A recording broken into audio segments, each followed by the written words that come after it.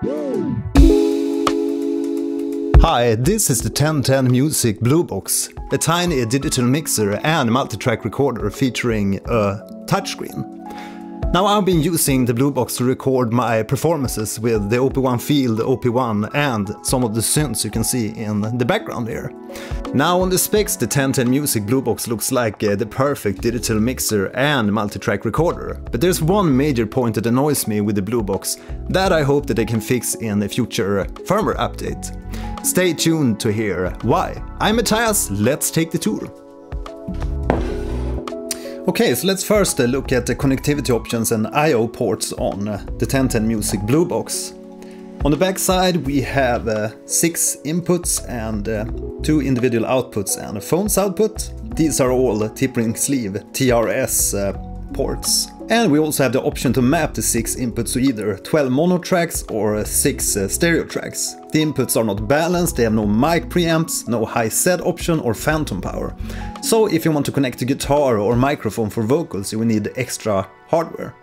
A super useful function though is that the inputs are assignable per mixer track on the Bluebox. So you can easily map, say, track 6 to receive audio from input 2. So let's hook up this OP1 field to the input port 2 of the 1010music Bluebox and go to the track page, activate button B here to select how the tracks should receive the audio. And we go to track 6 and say that it will receive the audio from track 2.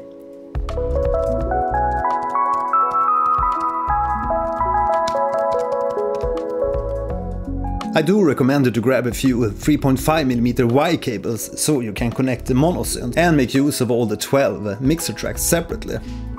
But now we have these connected as a stereo track. So it makes sense to have the mixer set to 6 tracks and the single row feature. You can activate the double row feature here, but it will be a little bit harder to adjust the volume levels here since the bars are much shorter. So I like to have this set to single row so we have a larger bars here to control the parameters. Now on the front side we have the MIDI ports. You have MIDI in and out. These are also tip-ring sleeve 3.5mm. But with the package you get 2 of these adapters from TRS to the regular MIDI DIN port. So you can easily hook up your regular MIDI gear. The 1010music Bluebox uses micro SD cards to store your recordings. And these cards are quite cheap, but included with the package we have this 32 gigs micro SD card. Right, so let's look at these different pages on the Bluebox. The first one is the mixer page, and here we can say how many tracks we want to view in our project. Currently I'm viewing 6 tracks and I have them set to single row, because I'm just used to see all the tracks in a single row. And this pink color represents which of the tracks are currently selected for these knobs. So the first knob will control track 1, the second knob will control currently the volume for track 2, and then we have track 3 and track 4. But we can easily use the touchscreen here to select some other tracks that we want to control. And on the bottom here we can use the touchscreen to select which of the parameters we want to control. If we want to mute tracks, solo tracks, or select which of the tracks we want to record. And pay attention that we can also select to record the master track of the Bluebox. If we press the mixer button a second time, we get more of these parameters available. So we have panning, effect 1, effect 2, the Q output and output 2. So if you want to watch all the 12 individual tracks, we can just press the B button up here and activate the 12 tracks. And the B button to go back here again, and now we can see all the 12 tracks separately. Okay, so let's look at the next page, the track page. And here we have more parameters available on one single screen for each of the tracks. So it's more like a focused view for the specific track. So let's get some music going here. Let's press play on the OP1 field. So we have that one going into track 1, and on track 2 we will have the Novation Summit.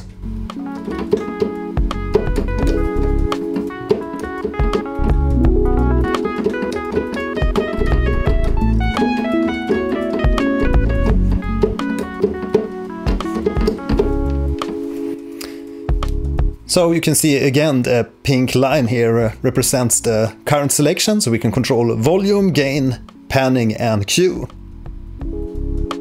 That's the gain, the volume, and the panning for this track. And we can also select to control the effect 1, effect 2. Currently the effect 1 is a delay and the effect 2 is a reverb. It's actually quite a nice delay and reverb on the Bluebox. So let's select some effects here on the Novation Summit.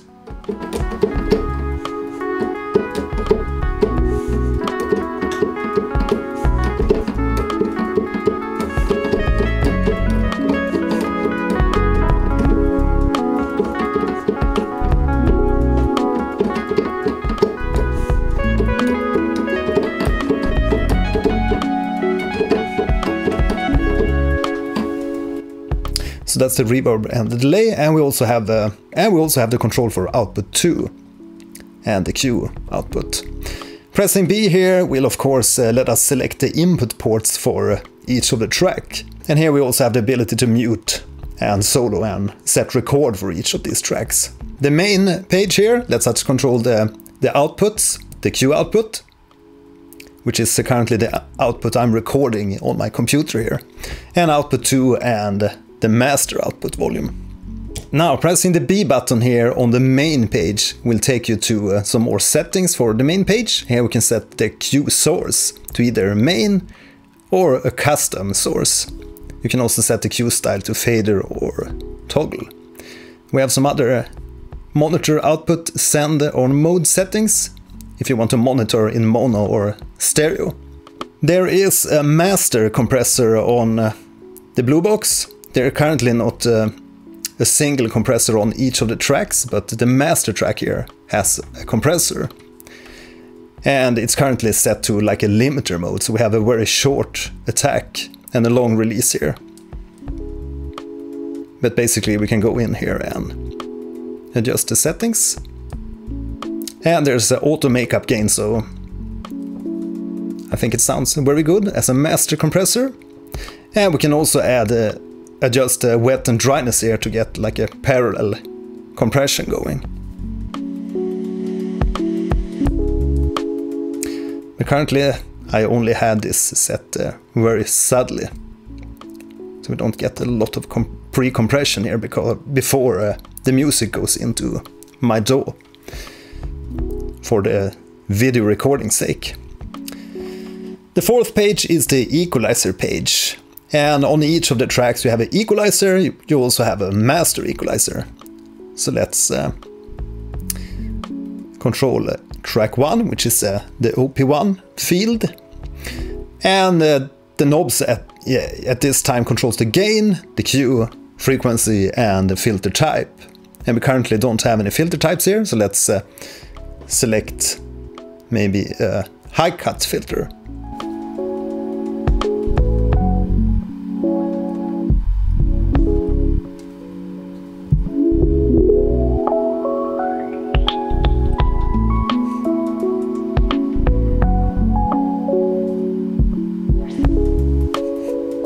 Low cut filter.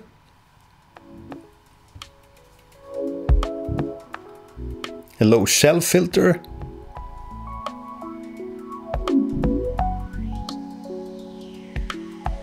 If you want to do these DJ effects. And like a bell. Do a little phasing. And a high shelf. And a high cut. Let's get rid of the equalizer. The next page is the effects page, and pressing this effect button twice will let you select more of the delay tap times, the delay rate and the cutoff frequency for the delay, feedback and width. So let's get a little bit of effects on, a little bit of delay on the music here, and the same thing on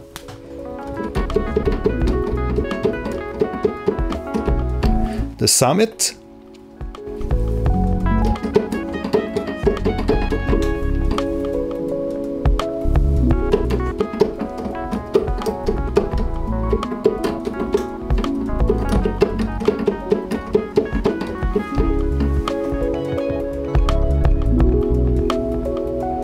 Pressing again on the effects button will turn to the reverb settings.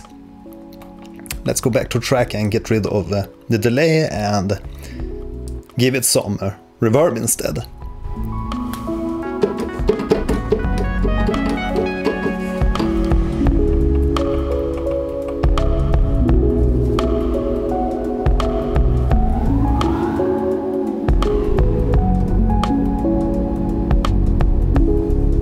And you can of course freeze the reverb too if you want to do those kind of effects. And pressing the effect again will let you get these like D-pads to control the reverb and the delay.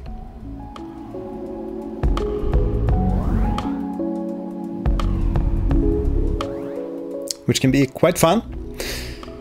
Pressing the B button here will let you select the reverb type. And there's a whole bunch of different predefined reverb types here, like tight ambiances, room reverbs, marble halls, chambers, and your regular dark and small halls. And some of these longer, like bloom reverbs and gravitas clouds.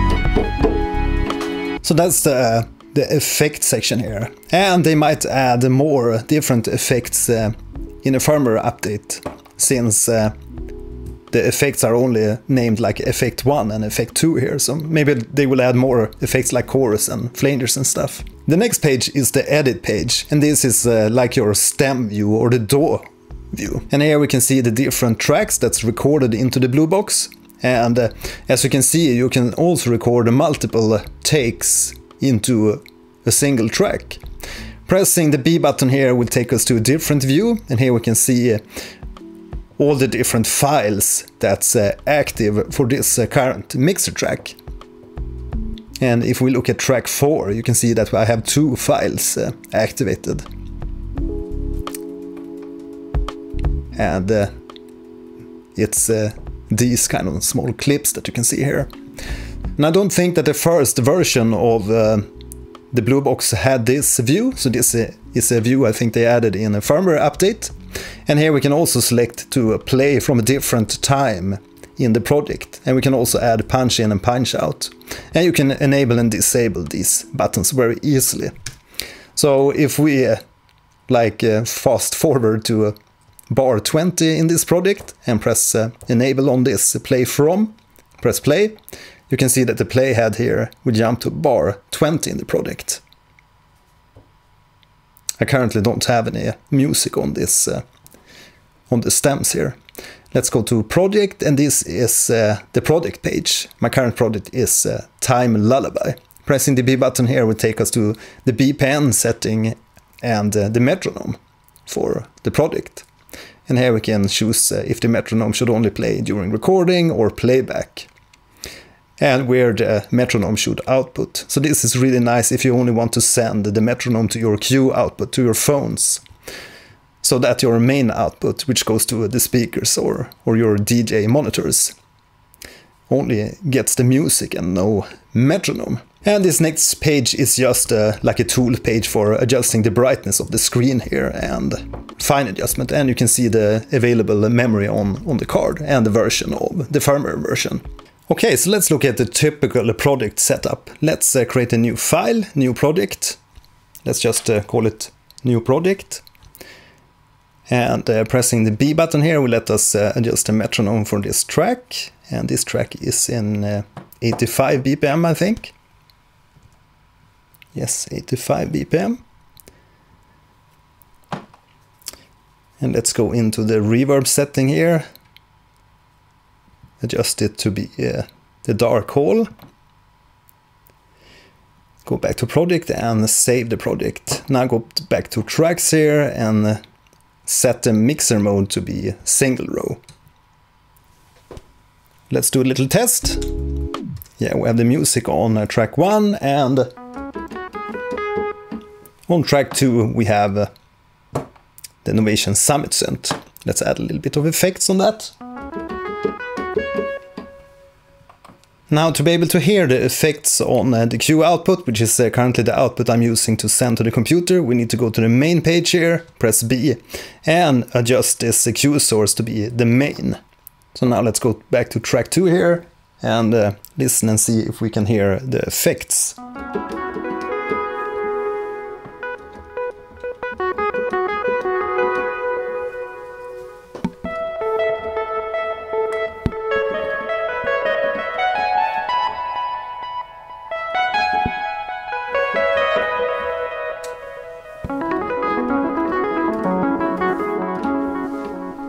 So now the next thing we need to do is to arm track 1 and track 2 for recording. And we can either do that in the mixer page or the track page. But in the mixer page we can actually do it for both the tracks at the same time.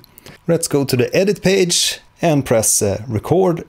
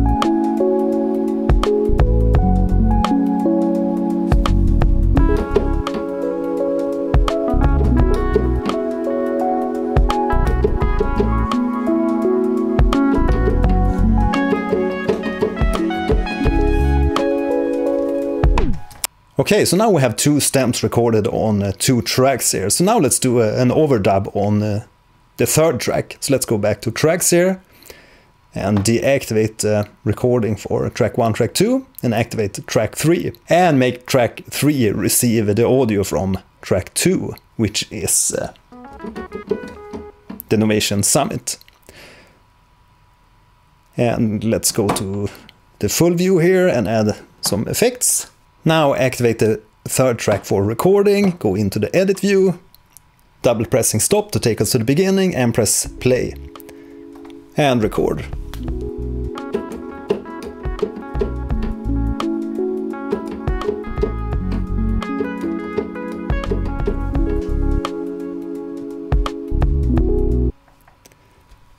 So now we have a 3rd stem here on the 3rd track.